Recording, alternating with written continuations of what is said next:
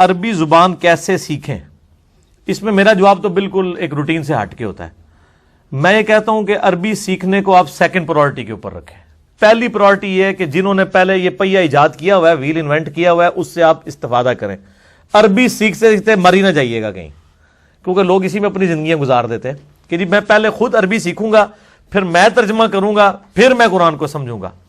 میرے بھائی آپ سیکھ کے سمجھ کے بھی کریں گے، پھر بھی آپ کی سمجھ کو کسی نے نہیں ماننا. نہ آپ اس سے دعوت کا کام کر سکتے ہیں، نہ آپ اس دعوت کو کسی کے سامنے رکھ سکتے ہیں. کیونکہ جب آپ رکھیں گے وہ کہیں گے کہ جی ہمارے علماء تو آپ سے زیادہ عربی جانتے تھے جنہوں نے یہ کام کیا ہوا ہے، آپ کے ہم ترجمہ مانتے ہی نہیں ہیں.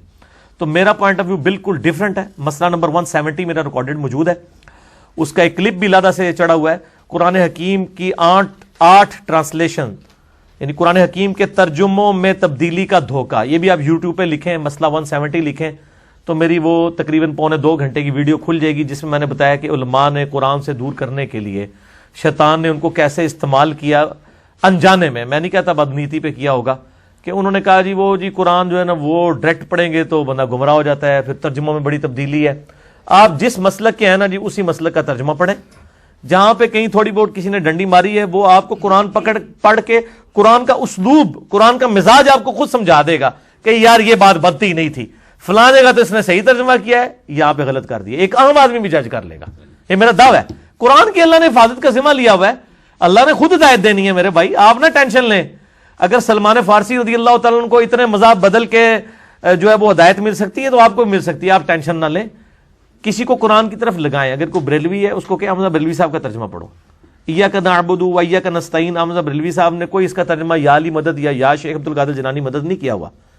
ٹھیک ہے، صحیح ترجمہ کیا ہوا ہے. سید فرمان علی شاہ صاحب اہل تشیع کے صحیح ترجمہ کیا ہوا ہے. جونا گڑھی صاحب اہل حدیث کے صحیح ترجمہ کیا ہوا ہے. اشرف تھانوی صاحب دیوبند کے صحیح ترجمہ کیا ہوا ہے. تو آپ ان کو ادھر ہی لگا رہنے دیں. عربی زبان پیرلل میں آپ شوق کے طور پہ ضرور سیکھیں.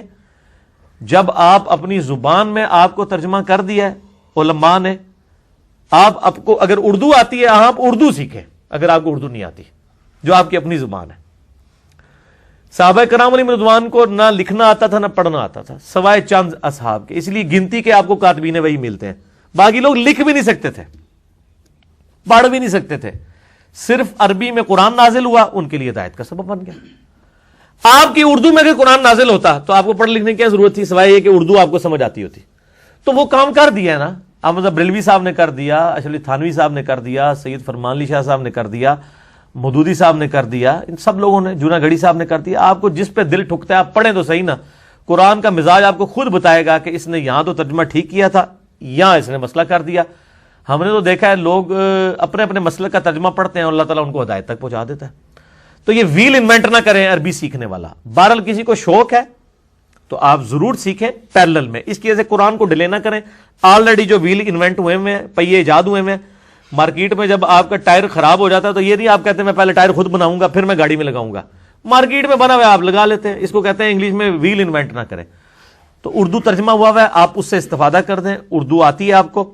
عربی سیکھنے کے لیے میری نظر میں اس وقت ورلڈ لیول کا کام جس بندے نے کیا ہے وہ ایک بندہ ہے فیصل آباد کا، ڈاکٹر اسرار صاحب رحمہ اللہ تعالی کا پوتا شاگرد ہے عامر سہیل. آپ یوٹیوب پہ جا کے لکھیں عامر سہیل، AAMIR سہیل SOHAIL. تقریباً 70+ ان کے لیکچرز ہیں. بالکل انہوں نے حروف تہجی سے عربی پڑھانی شروع کی ہے. اور ایک جس کو اردو پڑھنی آتی ہے نا وہ عربی سیکھ جائے گا. اور انتہائی متقی اور پرہیزگار آدمی ہے. سب سے بڑی بات کہ وہ مولوی نہیں ہے، وہ ہماری طرح دنیاوی طور پہ ایجوکیٹڈ بندہ تھا. اس نے شوق سے عربی سیکھی اور اب ایسی عربی سیکھی ہے کہ کسی عربی جاننے والے کو بھی ویسی عربی نہیں آتی.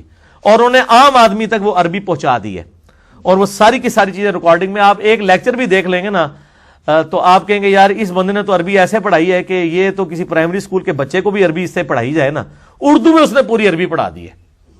تو 77 لیکچر آپ کو پورے کور کرنے کی ضرورت نہیں. آپ 20-25 لیکچر کریں گے آپ کو بیسک بلو پرنٹ قرآن حکیم کی عربک کا.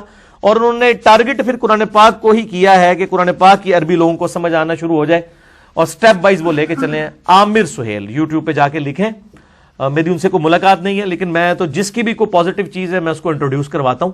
الحمدللہ آلریڈی وہ جس مجلس میں انہوں نے ریکارڈنگ، جس طرح یہاں پہ تو 70-80 لوگ بیٹھے ہیں، ان کی اس مجلس میں تو 15 سے 20 بندے ہیں جنہوں نے وہ کلاس پڑھی ہے. لیکن یوٹیوب پہ لاکھوں لوگ وہ کلاس دیکھ چکے ہیں. تو وہ عامر سہیل صاحب کی کلاسز آپ دیکھیں عربی سیکھنے کے لیے.